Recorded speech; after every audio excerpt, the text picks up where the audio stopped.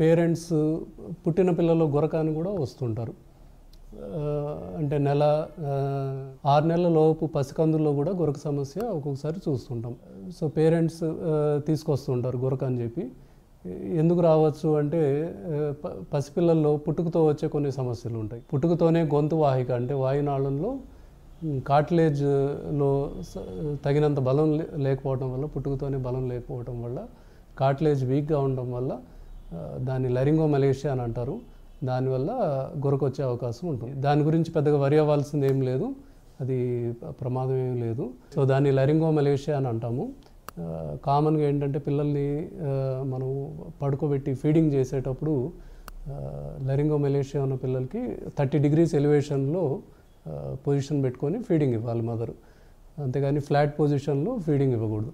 Flat పొజిషన్లో feeding ఇచ్చినప్పుడు ఆ గొరక పెరిగే అవకాశం ఉంటుంది.